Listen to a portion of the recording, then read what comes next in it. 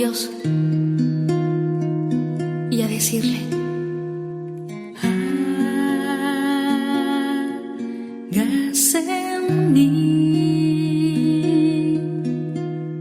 según tu palabra, según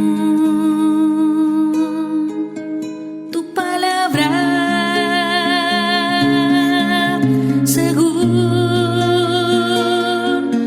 tu voluntad, hágase en mí, hágase en mí. Iniciamos toda la parte del catecismo que nos habla de la caída y del pecado en general, a partir de los numerales del número 385 al 390, y después continuamos del 396 hasta 412. Son bastantes numerales, pero como tienen un mismo tema, los vamos concentrando hasta el 410. ¿Hasta qué? 410. Corres un poquito, Ceci, para que pueda escuchar bien. Bueno, la caída, todo el problema, no llamemos problema, toda la realidad del sufrimiento y del mal tiene su explicación en la caída, en el pecado original. Y esto tenemos que entenderlo porque nadie escapa a la experiencia del sufrimiento, de los males en la naturaleza, porque están ligados a los límites propios de las criaturas. Y la salida, y esto hay que entenderlo, la salida a todo ese sufrimiento, a todo ese mal del hombre, esa búsqueda dolorosa de la salida, la encontrará en la conversión al Dios vivo. El hombre saldrá de sus males, de esa ola de sufrimientos, cuando busque a Dios y viva en Dios. ¿Por qué? Porque el misterio de la iniquidad, del que nos habla 2 Tesalonicenses, el capítulo 2, versículo 7, solo se esclarece a la luz del misterio de piedad. La revelación del amor divino en Cristo nos manifiesta la extensión del mal y la sobreabundancia de la gracia. Y el mal se debe examinar fijando la mirada de nuestra fe en el que es único vencedor. Ahora la gente está llena de muchos problemas, entre hermanos, entre esposos, entre padres e hijos. La raíz está en el pecado, que está en el corazón del hombre. Y la solución está en aquel que vino a vencer el pecado, en Jesús. Si Él es nuestra medicina, a eso vino Jesús. Su sangre es medicina. Los méritos de su pasión, muerte y resurrección son medicina. Los sacramentos son medicina, son fuerza. Se quedó en la Eucaristía para ser ahí nuestro consuelo. Él es nuestra luz. Él ilumina toda realidad oscura en la vida del hombre. Pero ¿qué le pasa al hombre? Que no busca la fuente, la verdadera fuente de solución de sus males y de sus pecados, sino que se va a buscar otras fuentes. Y como dice el profeta, no recuerdo ahorita cuál, se van a beber en cisternas rotas, no van a encontrar agua. Entonces la solución son los psicólogos, los psiquiatras, los parapsicólogos, los mentalistas. Si la raíz está, y Él es el que sana mi pecado, Él es el que sana mi corazón débil, Él es el que sana mi voluntad dañada. ¿Por qué acudo? Pero es la soberbia del hombre, ¿verdad? Que no quiere reconocer que en Él está la causa. Tanta violencia, tanta guerrilla. ¿Cuál va a ser la solución si no la conversión a Dios? Y por muchos tratados de paz que firmen, por muchos diálogos y convenios, no se logra, porque la causa de todo eso está en el corazón del hombre. Ahí está. El volumen 21, en su capítulo 13, nos dice algo muy importante. Hija mía, Adán cayó tan bajo porque se sustrajo a una voluntad expresa de su creador. Dios les dijo expresamente: no coman de este árbol, les queda prohibido comer de este árbol. Si comen, morirán. Había una voluntad expresa, conocida, la cual en esa voluntad expresa venía encerrada la prueba, para probarlo en su fidelidad hacia aquel que le había dado la vida y todos los bienes que poseía. Mucho más que eso que Dios encerraba, que Dios exigía de él, en medio de tantos bienes que gratuitamente le había dado, no era que se privase de tantos frutos que le había dado, sino de un solo fruto, por amor de aquel que todo le había dado. Y en este pequeño sacrificio que Dios quería de él, le había hecho conocer que no era otro que quería estar seguro de su amor y de su fidelidad. Era lo que Dios quería. Adán debió haberse sentido honrado que su Creador quisiera estar seguro del amor de su criatura. Parecería imposible que la culpa de aquel que lo atrajo y persuadió a caer, que el culpable, no fue un ser superior a él, sino una vil serpiente, su capital enemigo. Su caída trajo consigo graves consecuencias, porque él era la cabeza de todas las generaciones. Por eso todos los miembros, como con natural, debían sentir los efectos del mal de su cabeza. Ahí estuvo el problema de la caída. Y ahí está la realidad del pecado. En el volumen 20, el capítulo 22, dice así: cuando el hombre colmado de nuestro amor dejó salir de su pecho la primera vez este te amo suyo, nuestra complacencia fue inmensa, porque sentimos entonces que recibíamos el interés de todos los bienes que habíamos depositado en él. Por eso fue grande el dolor que sentimos por la caída del hombre, cuando prefirió rechazar enteramente el capital en vez de darnos un ligero interés. El capital era toda la voluntad de Dios con todos sus atributos: sabiduría, omnipotencia, inmensidad, todo, a cambio de un interés que debía darle por ese inmenso capital. ¿Cuál era el interés? No comas del árbol del conocimiento del bien y del mal. No comas, no te toca. ¿Qué es lo que Dios nos dice hoy? No juzgues, no pienses mal de nadie. Eso me toca a mí juzgar lo bueno o lo malo. De cada conducta me toca a mí. Tú mira en todo el bien. Es lo que Dios nos pide, no comer del árbol del bien y del mal, sino encontrar detrás de todo el perfectísimo amor de Dios. Ese es el interés que Él nos pide. Ese es lo que le pedía a Adán. No comas, prívate de eso. Su banco quedó vacío y su enemigo, aliándose a él, lo llenó de pasiones y de miserias. Pobre, en un instante quebró. Hija mía, habiendo sido un acto solemne de la creación del hombre y que nos complació grandemente, ahora no queremos otra cosa que invitar al alma a renovar aquella solemnidad, depositando en su voluntad el gran capital de la nuestra. Ahora, esta realidad del pecado, partiendo de esa caída, vamos a contemplar la realidad del pecado. El pecado siempre está presente en la historia del hombre, porque sabemos que fue una consecuencia que nos trajo a todos. Para intentar comprender el pecado, dice el catecismo, es preciso en primer lugar reconocer, bien importante esto, el vínculo profundo del hombre con Dios. Porque fuera de esta relación, el mal del pecado no es desenmascarado en su verdadera identidad de rechazo y oposición a Dios. No es desenmascarado, lo que indica que el pecado se ha enmascarado, se ha disfrazado. ¿De qué se va a disfrazar? De no pecado, para poder hacer su curso libre en la vida de los hombres, en su verdadera identidad de rechazo y oposición a Dios. Esa es la verdadera identidad del pecado: rechazo y oposición a Dios, aunque continúe pesando sobre la vida del hombre y sobre la historia. La realidad del pecado, y más particularmente del pecado de los orígenes, solo se esclarece a la luz de la revelación divina. Sin el conocimiento que ésta nos da de Dios, de su bondad, de su amor, de su misericordia, de que Él es Dios y nosotros somos criaturas, no se puede reconocer claramente el pecado. Ya podemos saber por qué el mundo no entiende el pecado y no lo considera pecado, porque no conoce a Dios. Y se siente la tentación de explicarlo únicamente como un defecto de crecimiento, como una debilidad psicológica psicológica.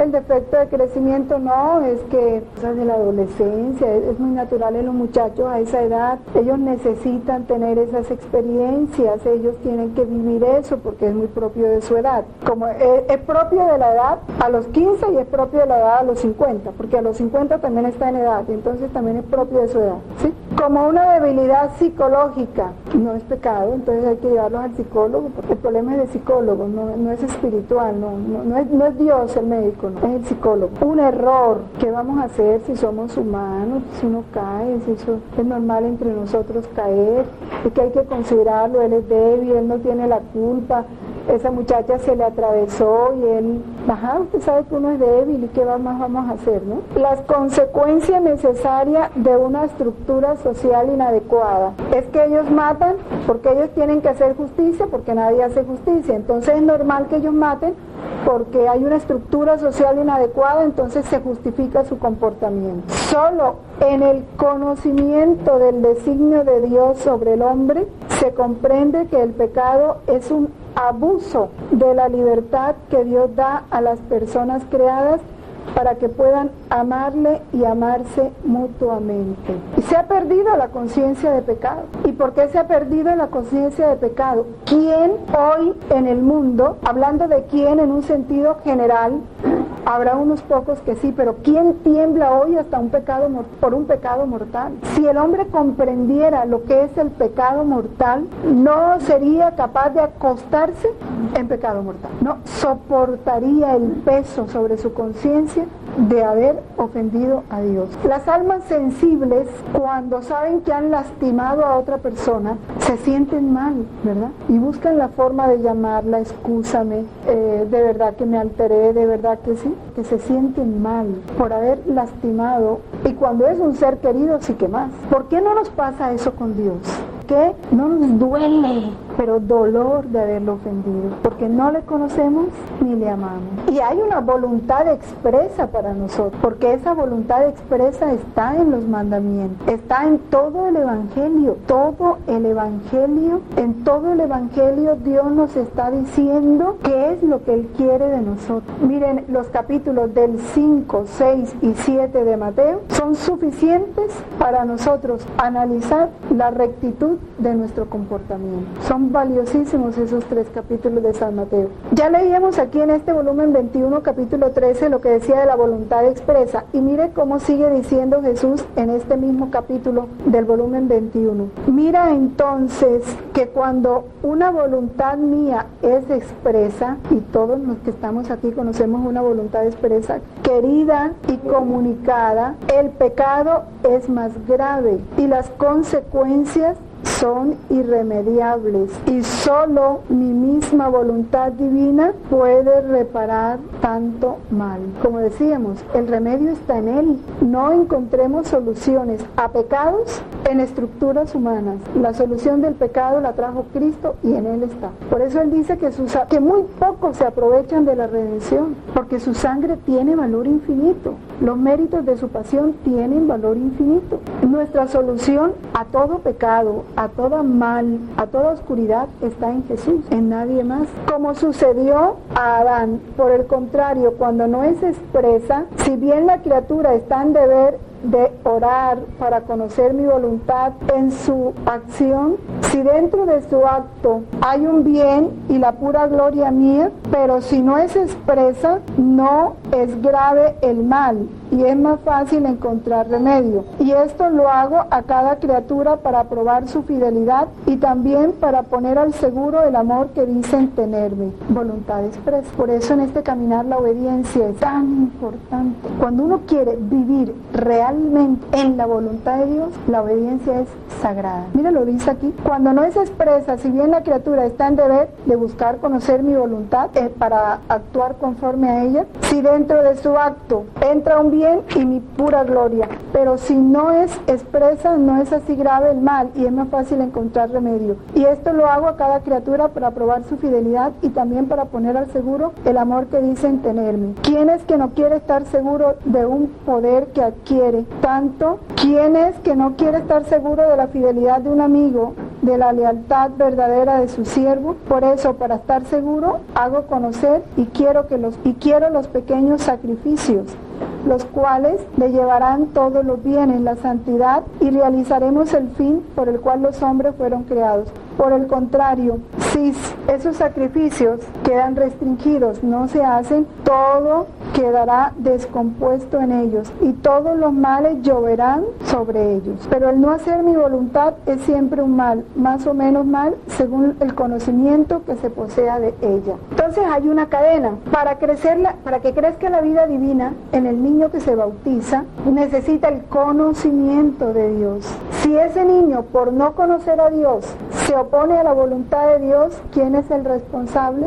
El que debió haberle dado el conocimiento y no se lo dio. Si tú le das el conocimiento a tu hijo y la formación que necesita, y después él, conociendo eso, se aparta de la voluntad de Dios, él es el responsable. Pero el conocimiento es bien importante. Ahora, hablo del camino de la obediencia, porque cuando ya el alma le dice a Dios, no quiero vivir más con mi voluntad, sino con la tuya, Dios, como él dice, para estar al seguro de esa ofrenda que él me ha hecho, hace como Adán, le pone una prueba. Y la prueba siempre es la obediencia, la prueba de fuego en todos los caminos de Dios es la obediencia.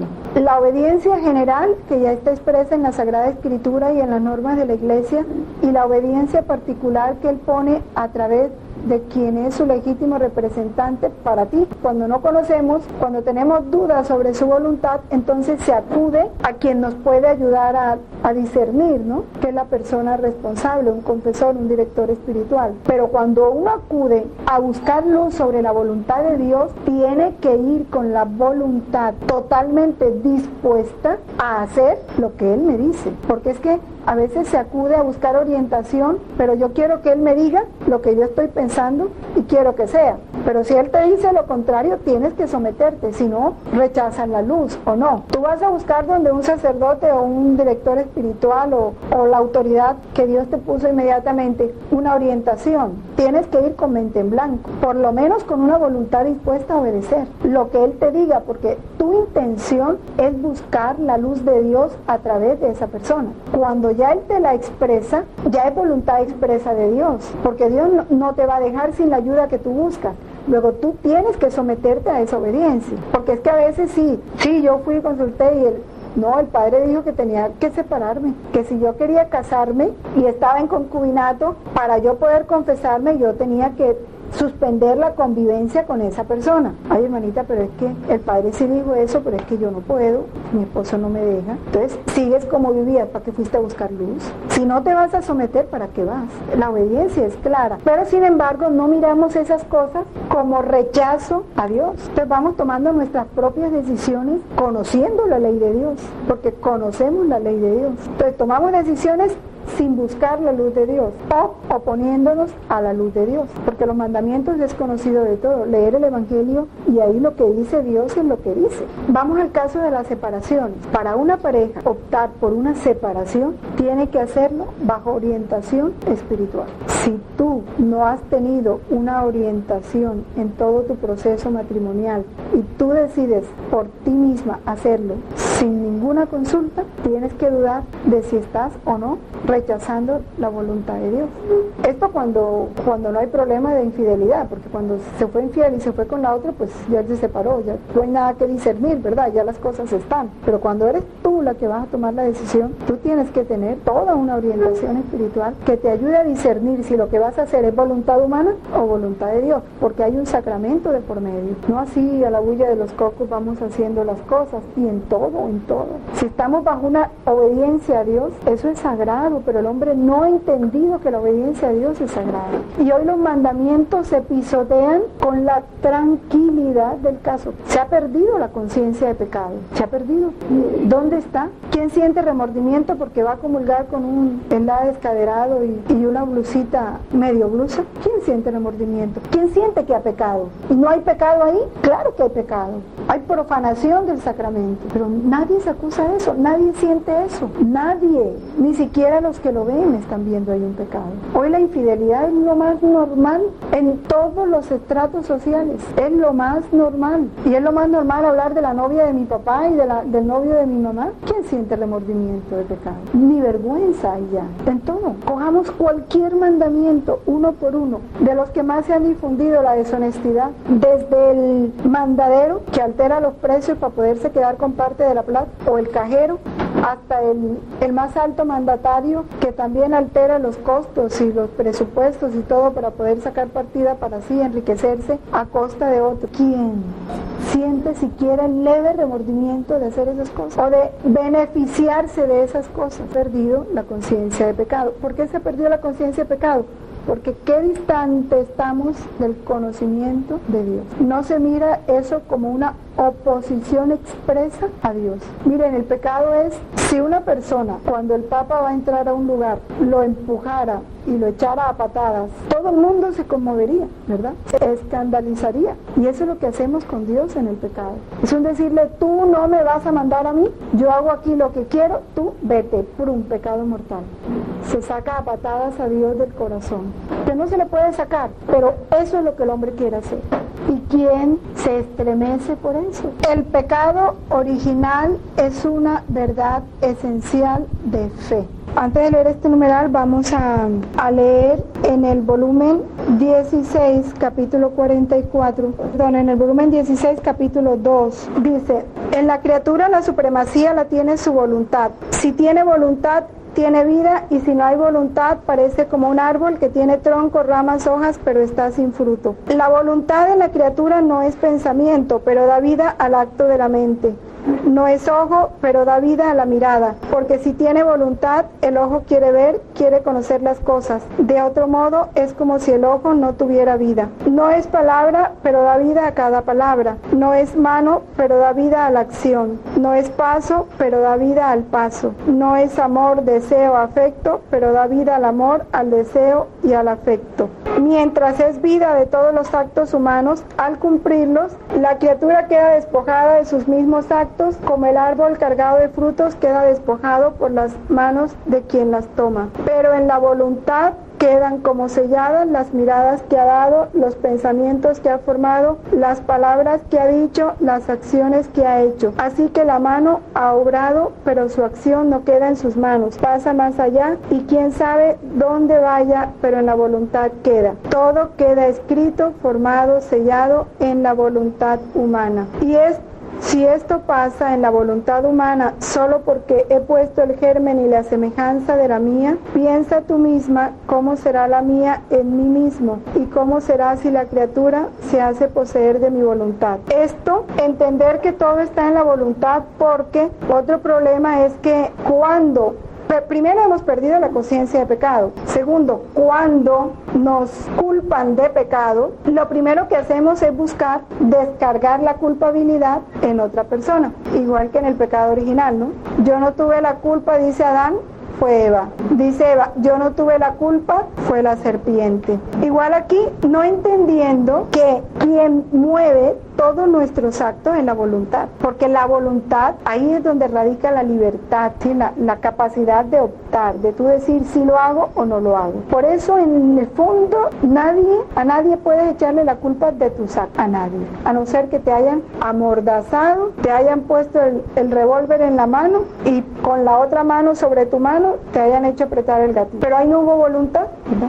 Pero desde que los actos hayan sido libres, el responsable es quien los hizo. No es ni de tu esposo, ni tu hijo, ni tu hermano, ni tu patrón, ni nadie. Es uno. Porque cuando uno no quiere las cosas, no las hace, ¿cierto? Se las ingenia para no hacerlas. Entonces no podemos culpar. Todo lo demás es excusa. El volumen 18 tiene unos capítulos muy interesantes, capítulos 17 y 21, hablando del pecado. Mi dolor al ver trastornado y hecho un caos este cielo de las criaturas fue tan grande que es incomprensible a la criatura humana. Quitada mi voluntad que une y vincula todo, entró el desorden, el caos, la desunión, las debilidades, las tinieblas. Pobre cielo de las criaturas, no se reconoció más. Solo el vivir en mi querer reordenará de nuevo este cielo. Y en el capítulo 21, después del pecado, pobrecito, perdió el camino directo de comunicación con su Creador. No reinaba más en él el puro amor. El amor quedó roto por el temor, por el miedo, y no conteniendo más el absoluto dominio de la suprema voluntad, sus mismos actos de antes no tenían ya valor, hechos después del pecado. Y mucho más, pues toda la creación, incluido el hombre, salió del eterno Creador como fuente de vida, en la cual debía conservarse solo con la vida de mi voluntad. Todo debía estar basado en ella, y esta base del divino querer debía conservar todas las cosas bellas, nobles, como habían salido de Dios. Solo el hombre perdió su vida, la base, y por eso perdió la nobleza, la fuerza y la semejanza con su Creador. Pero a pesar de todo esto, mi voluntad no dejó del todo al hombre, y no pudiéndole ser más fuente de vida y base que lo sostuviera, porque él mismo se había sustraído de ella, miren esto, se ofreció como medicina para hacer que no pereciese del todo. Así que mi voluntad es medicina, es salud, es conservación, es alimento, es vida y es plenitud de la más alta santidad. Y según que la criatura la quiera, ella se ofrece. Si la criatura la quiere como medicina, se ofrece para quitarle las fiebres de las pasiones. Sabemos que las pasiones son los 7 pecados capitales, ¿no? ¿Cuáles son? Duro. Gula, ira, lujuria, soberbia. ¿Qué más? Envidia, avaricia. Las debilidades de las impaciencias, los vértigos de la soberbia, el malestar de los apegos y así de todo lo demás de males. Si la quiere como medicina, si la quiere como salud, ella se ofrece para conservarla sana, para librarla de cualquier mal espiritual. Si la quiere como alimento, ella se da como alimento para hacerle crecer las fuerzas y hacerle crecer más en santidad. Y si la quiere como vida y como plenitud de santidad, entonces mi voluntad hace fiesta porque ve volver al hombre al seno de su origen, de donde salió, y se ofrece para darle la semejanza con su Creador, finalidad única de su creación. Pero la medicina de todo el mal está en la voluntad de Dios. Mientras el hombre no entre en ese orden, seguirá víctima de todos los males. Que una pareja casada está en conflicto, son los grandes problemas de hoy. ¿Por qué está en conflicto? Porque él está en infidelidad, porque él es muy celoso y ella también por ahí se da sus escapaditas. ¿Quién soluciona eso? ¿El psicólogo? ¿El terapista familiar? Pues Dios. Mira tu corazón, ponte en gracia de Dios, busca en Él la fuerza para tus debilidades, no es en otra parte. Cristo es el Redentor, el vencedor del pecado, del mal, nadie más. Pero ¿dónde se está buscando la solución? Hay problemas entre padres e hijos, entonces el psicólogo, el psiquiatra, terapeuta familiar y Dios. Si todo eso es consecuencia del pecado, del egoísmo, de la soberbia, de la envidia, de la impaciencia, de la intolerancia, todo eso es fruto de eso. Mientras no se busque el verdadero médico y el verdadero remedio, le pasa lo que le pasa a una persona que tiene enfermedad y se está quejando porque le duele la espalda, porque le están saliendo ronchas, porque tiene fiebre altísima, porque la presión está descontrolada, pero ves al médico, no, es que el médico no, yo mejor me tomo un agua de toronjil, pero si eso no te va a sanar, no, yo mejor entonces me froto un poco de alcohol y me pongo unos pañitos, pero si eso, no, pero yo mejor hago esto. Pero si no buscas el que te va a dar el verdadero remedio, ¿cuándo te vas a sanar? No te quejes, soporta los males porque eres consciente de que no estás buscando la fuente que es. Eso es lo que le pasa al mundo de hoy en razón al pecado. El pecado original es una verdad esencial de la fe.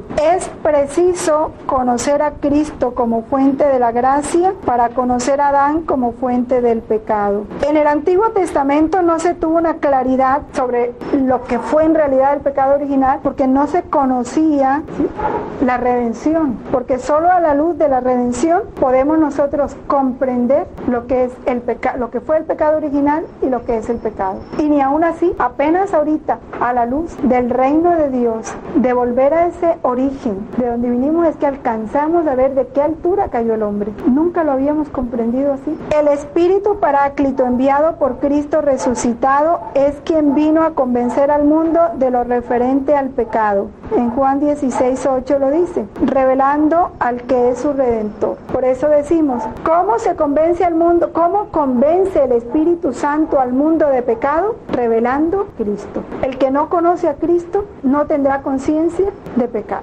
Tontería tú convencer a una persona que está haciendo mal.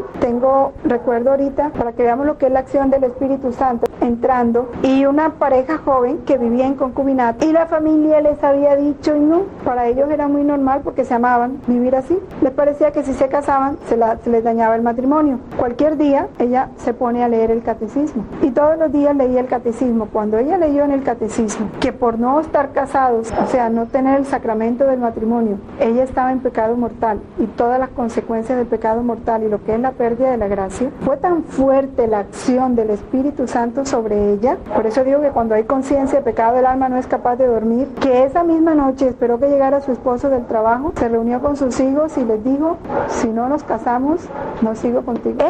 Esta es la acción del Espíritu Santo. Convence al hombre de pecado cuando le revela. Por eso que haya estado 20 años en grupos de oración y después resulte en una vida de pecado, ahí no hubo oración, ahí no hubo oración. ¿O creen ustedes que hubo oración? No hubo oración.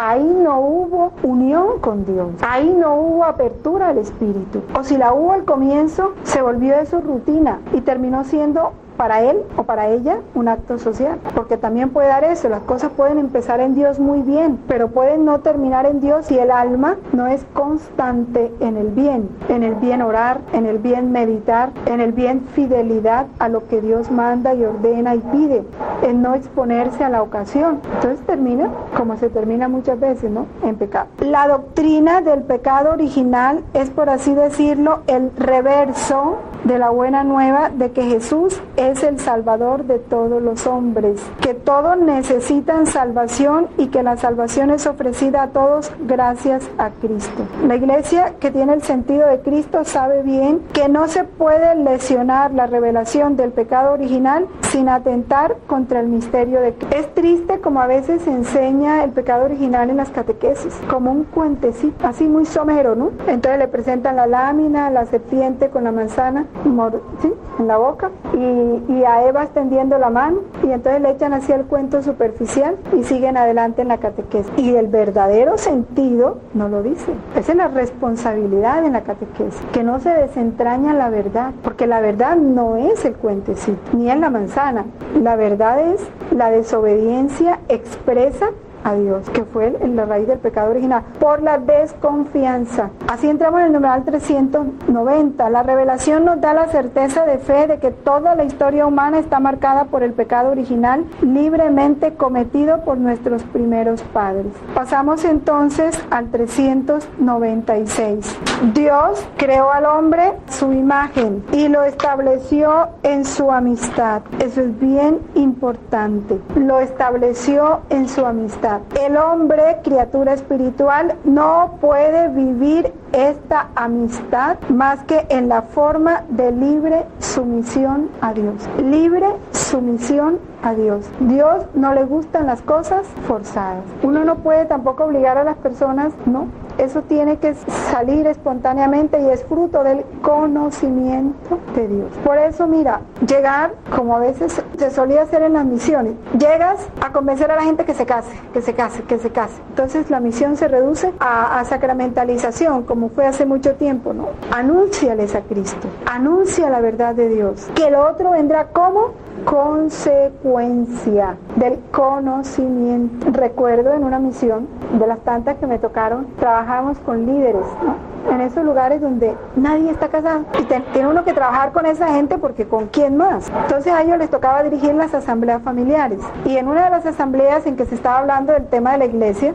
y lo que son los sacramentos dentro de la iglesia, recuerdo que había muchos jóvenes en esa asamblea, y muy bonita, muy discutida, muy reflexionada. Cuando ya empezaron las preguntas, dice uno de los jóvenes a los dos que estaban dirigiendo, que era una pareja: tú dijiste que los sacramentos no participan en la vida divina, sí, que sin los sacramentos es imposible vivir unidos a Cristo, sí. Y que el que realmente ama a Dios se tiene que nutrir de los sacramentos, sí. ¿Y ustedes por qué no se han casado? No supo qué contestar. Consecuencia, 7 matrimonios en esa misión. Pero consecuencia del conocimiento. Entonces, de igual manera, porque a veces esa presión a que se sacramentalice hace que hagan una acción social, porque ni siquiera es religiosa, porque no hay el conocimiento. Se casan, sí, por darle gusto a mi papá o porque no me cantalete más a mi mamá, pero si no hay la disposición en el alma y el conocimiento de lo que se va a recibir, el sacramento no produce efecto. ¿Y qué pasa? Se casaron y después se separaron. Siguen igual. Es el conocimiento tan importante. Y la libre sumisión a Dios, porque es que ellos tienen que ser una respuesta libre, consciente. Si no, no se vive esa relación de amistad con Dios. Esto es lo que expresa la prohibición hecha al hombre de comer del árbol del conocimiento del bien y del mal, porque el día que comieres de él morirás. El árbol del conocimiento del bien y del mal evoca simbólicamente el límite infranqueable que el hombre en cuanto criatura debe reconocer libremente y respetar con confianza. 2 elementos importantes: reconocer libremente ese límite y respetar con confianza. El hombre depende del Creador, está sometido a las leyes de la creación y a las normas morales que regulan el uso de la libertad. Está sometido, no es que pueda hacer lo que le da la gana. Que hay muchas formas de justificar, sí, y en eso los abogados son súper especialistas, pero la libertad, el conocimiento libre y el respeto van en lo profundo, lo que decíamos, en la voluntad del hombre. Cuando el hombre se sabe criatura, tiembla. Si sabe, por ejemplo, mi temperamento es fuerte, soy por naturaleza violento y yo sé que esta situación, si yo me pongo en esta situación frente a esta persona o en esta situación, yo no voy a ser capaz de controlarme. O lo agredo de palabra o de hecho. Si yo tengo la conciencia y el deseo de someterme a Dios, a sus leyes morales, y sé que lo que sería capaz de hacer no lo debo hacer, ¿qué hago? Evito la ocasión, ¿verdad? Y me sumerjo en Dios. Señor, no me dejes, toma tu control de mí. Y Dios, en su infinita misericordia, enseguida se hace fuerza de ese hijo suyo que se ha ido a estrechar a él para encontrar en él la fuerza que sabe que no tiene. Dios nunca nos deja sin respuesta en esas circunstancias. Pero hay en el hombre la voluntad de querer someterse a Dios. Ya lo otro, que es que no me controlé, que es que se me fueron las luces, que es que porque estaba sin Dios, porque no tenías en tu voluntad el deseo de someterse a Dios. Ahora, cuando hay reacciones involuntarias que se pueden dar, bueno, también Dios a veces permite eso para humillarnos, pero el alma enseguida siente el dolor, ¿verdad? Es una señal, enseguida siente el dolor. Luego quiere estar sometido y enseguida busca a quién, al que le va a dar el perdón. Pero son signos claros para vivir esta amistad. Quien está en amistad con Dios libremente rápidamente rehace cualquier falla que haya cometido porque está consciente. Lo que ya les decía, el dolor de haber lastimado a alguien a que se ama. Vamos a leer una parte de los volúmenes que está relacionada con esto, con esta prueba de la libertad del hombre. Vamos al volumen 11. En los viejos, la página 200, la página 23. En los nuevos es el capítulo 139, del 30 de diciembre de 1916. Capítulo que es 139, dice, está hablando de la libertad. Yo he dotado al alma a semejanza mía, libre en la voluntad y en el amor. Así los demás pueden llegar a adueñarse del obrar exterior de las criaturas, pero del obrar interior de la voluntad y del amor nadie. Y yo mismo la quise libre en esto, para que libremente, no forzada, pudiera hacer que corriera esta voluntad y este amor hacia mí, y que sumergiéndose en mí pudiera ofrecerme los actos más nobles y puros que la criatura me puede dar, y que siendo yo libre y ella también también pudiéramos desbordarnos el uno en el otro, correr hacia el cielo por amor y glorificar al Padre y morar juntos con la sacrosanta Trinidad, y correr a la tierra para hacer el bien a todos, correr en los corazones de todos para tocarlos con el amor y encadenarlos y conquistarlos con la voluntad. Así que dote más grande no podía darle a la criatura. Pero ¿en dónde es que puede la criatura desahogar mayormente esta voluntad libre y este amor? Óiganlo, que es bien importante. ¿Dónde puede la criatura desahogar mayormente esta voluntad libre y este amor? En el sufrimiento. Claro. ¿Cuál es la prueba del verdadero amor?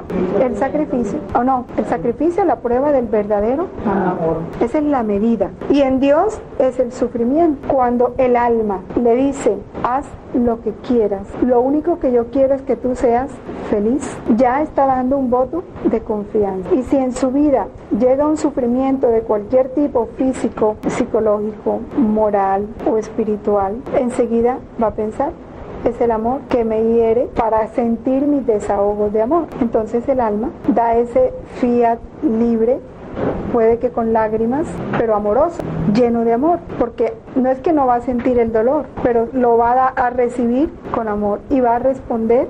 El amor crece, se agiganta la voluntad, y a medida que reina sobre sí misma y ata mi corazón, y sus penas me circundan como una corona, me conmuevo y me dejo dominar. No puedo resistirme a las penas de un alma amante, y la tengo a mi lado como reina. ¿Por qué? Porque es el desahogo de la libertad y del amor. ¿Ven entonces por qué un alma que conoce a Dios y que realmente vive en amistad con Dios no va buscando dónde descargar su cruz? ¿No?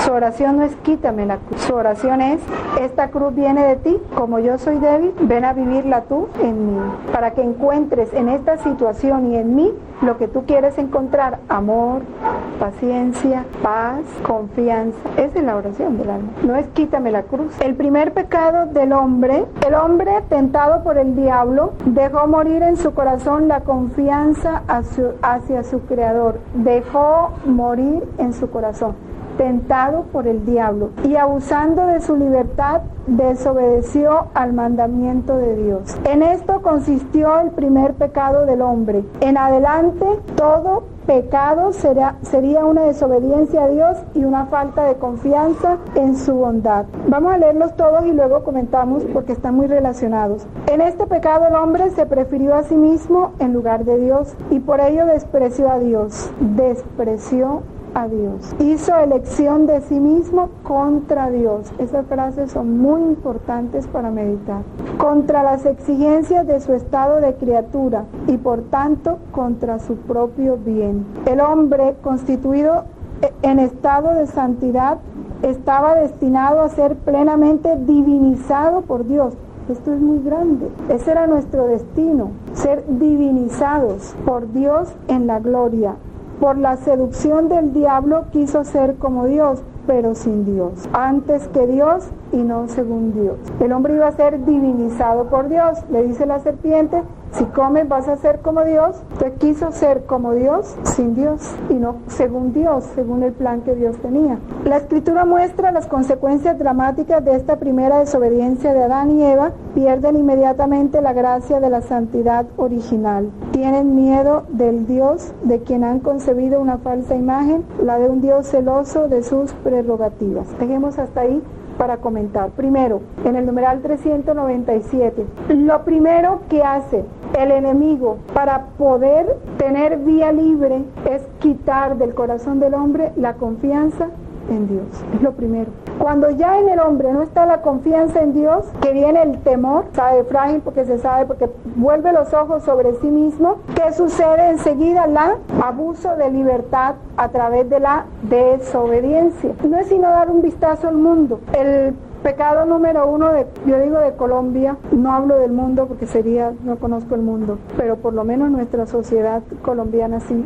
es la corrupción. Eso es lo que genera todo, de los grandes males. ¿De dónde nace la corrupción? De la desconfianza en la providencia. El hombre no cree que Dios es su papá y que Dios es el que le provee de todo. Y que Dios sabio y Dios amoroso le va a dar lo que le conviene en la medida en que le conviene y cuando le conviene. Y si no le conviene, no se lo va a dar.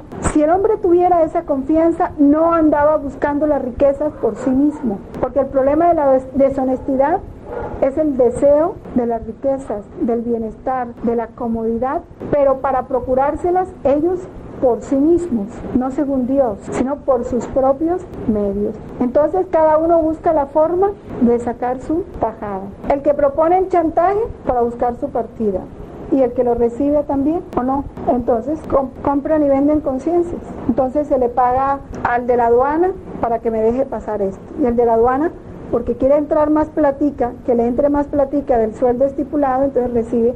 Todo ese dinero no viene según Dios, y todo el problema de la corrupción y de la deshonestidad tiene una raíz: desconfianza en la providencia. El hombre no quiere creer en la providencia de Dios, ni quiere someterse a lo que Dios le dé, cuando Dios se lo dé y como Dios se lo dé, sino que lo busca por sus propios medios.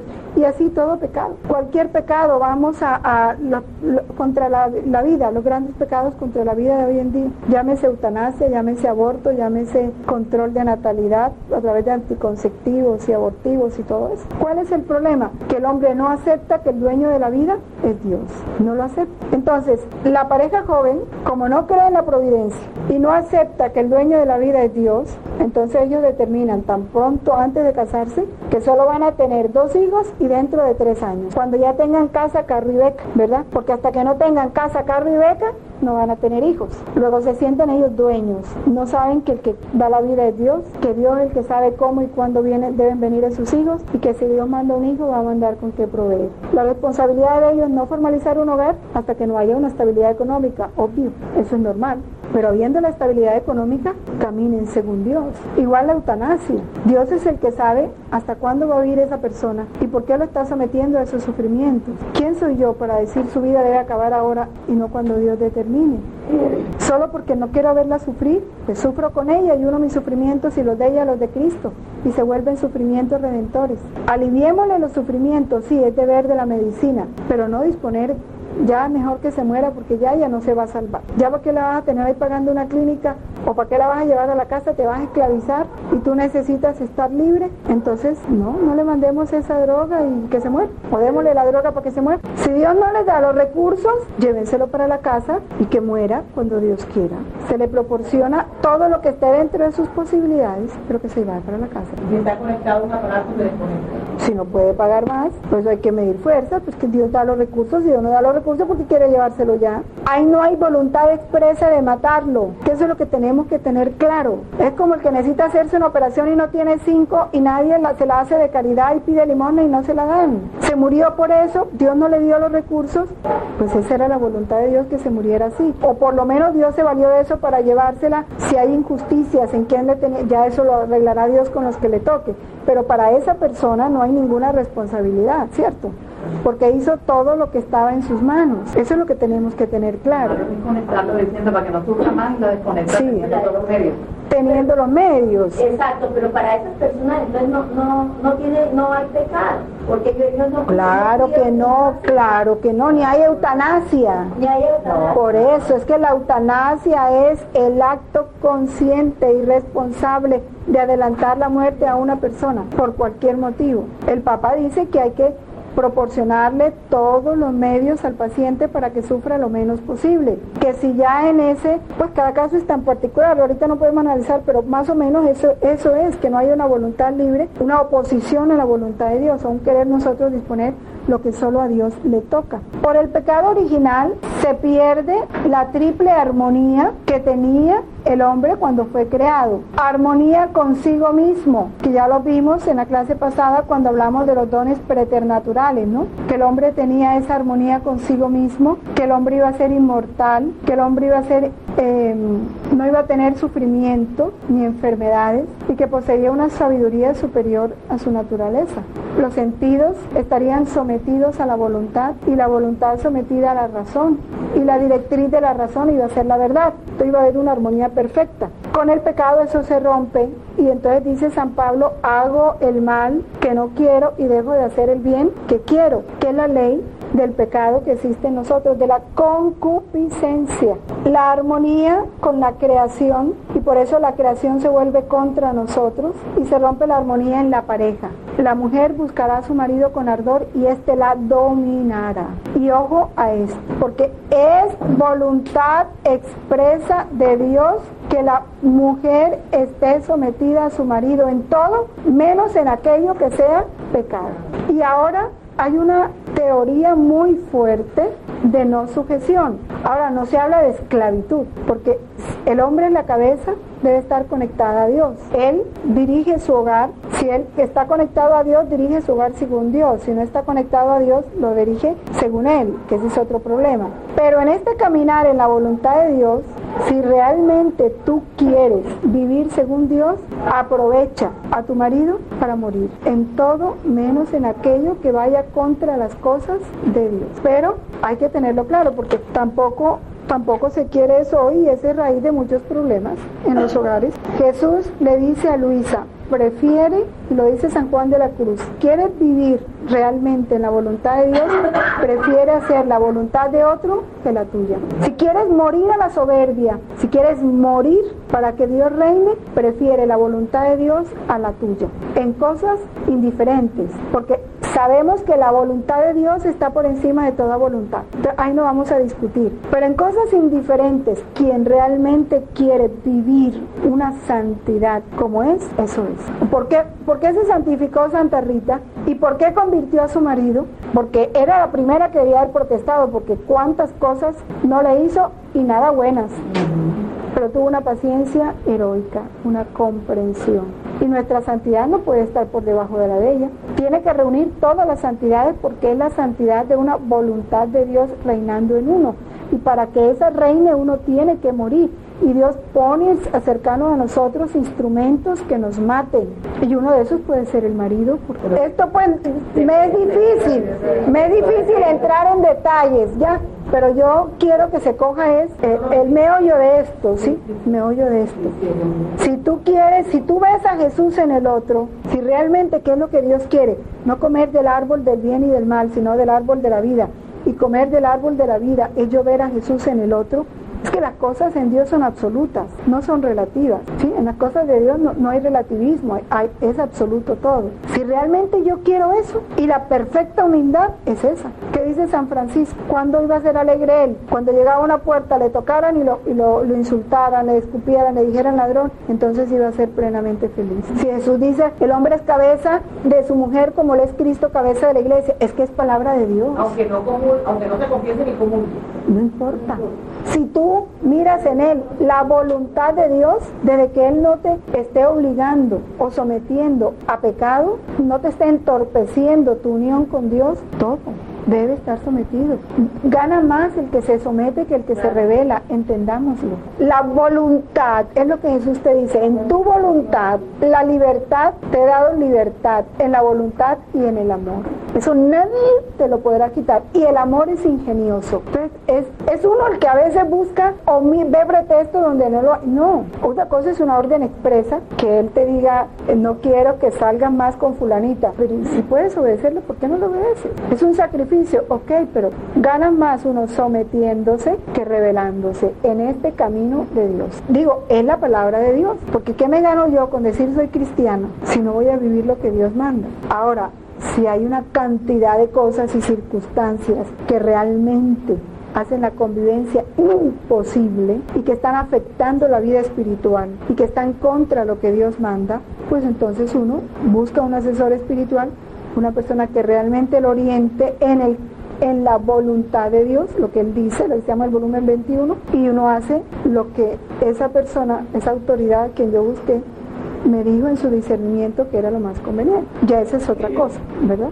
Bueno, sigamos aquí. Aquí lo dice el catecismo. La mujer está sometida a tensiones, sus relaciones estarán marcadas por el deseo y el dominio. Estamos en el 400. La armonía con la creación se rompe, la creación visible se hace para el hombre extraña y hostil. A causa del hombre, la creación es sometida a la servidumbre de corrupción. Por fin, la consecuencia explícitamente anunciada por el caso de desobediencia se realizará.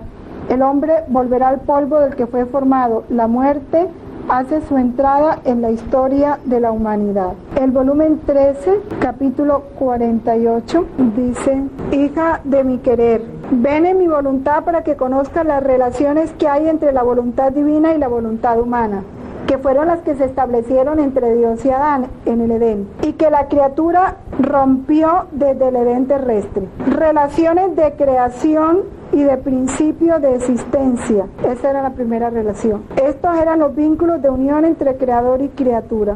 Relaciones de semejanza en santidad, ciencia, potencia. Todo lo que yo contengo lo puse en relación con el hombre. Relaciones en orden a todas las cosas creadas, entre las cuales le di el primado sobre todo. Entonces el hombre, con sustraerse de mi voluntad, rompió todas estas relaciones, poniéndose en relación con el pecado, con las pasiones y con su más feroz enemigo. Por eso el alma que vive en mi querer se eleva tan alto que deja atrás a todos y se pone en orden conmigo, se restituye al principio y pone en vigencia todas las relaciones rotas. El volumen 3, en la página 72, está hablando de la gracia, ¿no? Mira un momento cuán ingratos son conmigo los hombres, como la luz del sol inunda toda la tierra de un punto a otro, de modo que no hay tierra que no goce del beneficio de su luz y no hay persona que pueda lamentarse de estar privada de sus beneficios. Así mi gracia es una imagen del sol que por todas partes inunda a las gentes, pobres, ricos, ignorantes y doctos, cristianos e infieles. Nadie puede decir que está privado, porque la luz de la verdad y el influjo de mi gracia llenan la tierra, así como el sol en su pleno mediodía. Una prueba de eso es que nadie puede decir que no sabía que estaba haciendo mal. Prueba de ello, así sea infiel, así esté en pecado, es que no hace las cosas a la luz del día, sino ocultas, porque nada de lo que es pecado lo hacen a la luz del día, sino oculto. ¿Por qué lo hacen oculto? Porque saben que están haciendo mal. Tienen la luz de la verdad, la tienen, solo que no la quieren seguir. En todos estos pecados que hemos dicho, el influjo de mi gracia llena la tierra, así como el sol en su pleno mediodía. Pero ¿cuál es mi pena al ver a las gentes que, atravesando esta luz con ojos ciegos y afrontando mi gracia con el torrente pestífero de sus iniquidades, se desvían de esta luz y viven voluntariamente en lugares tenebrosos en medio de crueles enemigos? Están expuestos a 1000 peligros, porque al no tener la luz no pueden conocer claramente si se encuentran en medio de amigos o enemigos y huir de los peligros que la circundan. Por eso, cuando con ese proceso 8000 fue que se metió tanta gente de arriba a la cárcel, digo de arriba, de las personas que nos gobiernan, eso fue una gracia muy grande. ¿Por qué? Primero, porque a ellos les cortó el curso del pecado, por lo menos Dios les hizo ver, andan mal. Estemos seguros que allá en la cárcel Dios les dio muchas gracias de conversión y de arrepentimiento. ¿No les parece peor que la persona siga en su vida en ese robo, injusticia y deshonestidad, y que lo coja la muerte en eso? ¿Qué es peor? Es la gracia de Dios, que no abandona a ninguno. Así que todas esas situaciones son situaciones de gracia. Así la familia piense que es una desgracia, que Dios haya hecho ver que andaba mal y que tenía que interrumpir su cadena de pecado. Son momentos de gracia para esa alma, pero el hombre no los ve así, porque no mira las cosas desde Dios, sino desde sí mismo. En consecuencia, sigue el numeral 401, ¿no? El mundo, este pecado, este primer pecado fue una verdadera invasión de pecado en el mundo. Fratricidio de Caín y sigan en adelante los demás pecados, ¿no? La escritura y la tradición de la iglesia no cesan de recordar la presencia y la universalidad del pecado en la historia del hombre. Lo que la revelación divina nos enseña coincide con la misma experiencia. El hombre, a examinar su corazón, se descubre también inclinado al mal e inmerso en muchos males que no pueden proceder de su Creador, que es bueno. Negándose con frecuencia a reconocer a Dios como su principio, rompió además el orden debido con respecto a su fin último y al mismo tiempo toda su ordenación en relación consigo mismo, con todos los hombres y con todas las cosas creadas. Seguimos todas las consecuencias del pecado de Adán para la humanidad, sabiendo que no es un pecado personal, porque nosotros no cometimos el pecado original, pero es un pecado de estado, por comunicación, misteriosamente sí, porque ¿cómo nos transmiten el pecado original? La pregunta que hacen los muchachos, pero si Adán asistió 1000 años, ¿por qué me viene a mí el pecado original? Ese es un misterio. ¿Cómo se transmite? Es un misterio, pero todos nacemos con esas consecuencias, que es la concupiscencia. Y en esto, este duro combate es una realidad que todos vivimos. ¿Por qué duro combate? Porque las consecuencias del pecado original, por ese primer pecado de nuestros primeros padres, el diablo adquirió un cierto dominio sobre el hombre. Y aun cuando el bautismo, ¿sí?, nos restablece la condición, no, la gracia no nos quita la concupiscencia.